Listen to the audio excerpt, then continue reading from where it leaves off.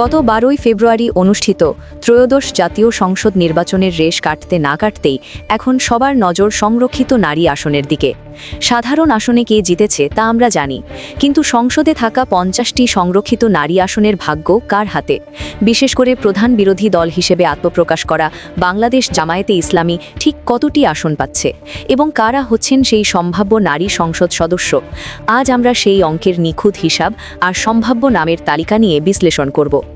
সংরক্ষিত নারী আসনের হিসাবটি কিন্তু সরাসরি ভোটের মতো নয়, এটি হয় আনুপাতিক হারে।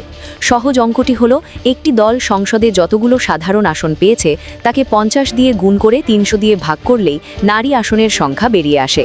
এই সূত্র অনুযায়ী 208টি আসন পাওয়া বিএনপি এককভাবে পাচ্ছে 35 থেকে 36টি আসন, আর 68টি আসনে জয়লাভ করে ইতিহাস সৃষ্টি করা জামায়াতে ইসলামী পেতে যাচ্ছে 11টি সংরক্ষিত নারী আসন।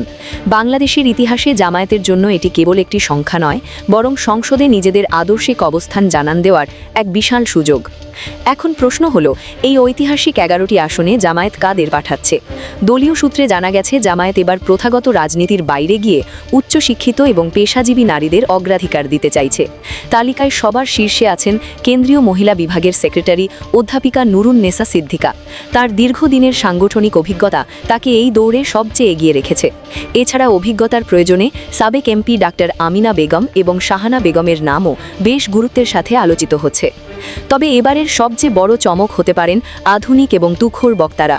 এই তালিকায় ইঞ্জিনিয়ার মার্দিয়া মমতাজের নাম মুখে মুখে ফিরছে।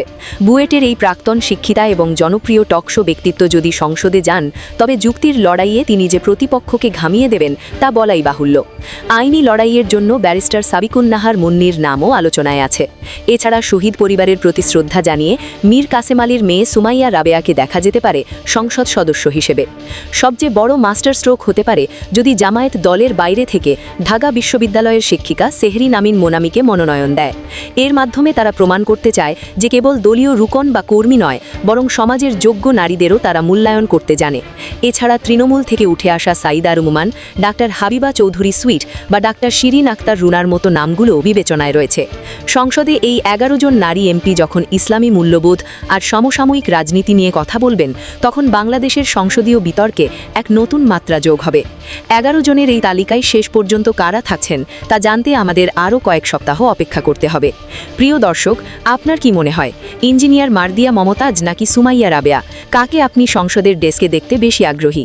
আপনার মূল্যবান মতামত কমেন্টে জানান। ভিডিওটি ভালো লাগলে লাইক শেয়ার করে পাশে থাকুন। ধন্যবাদ।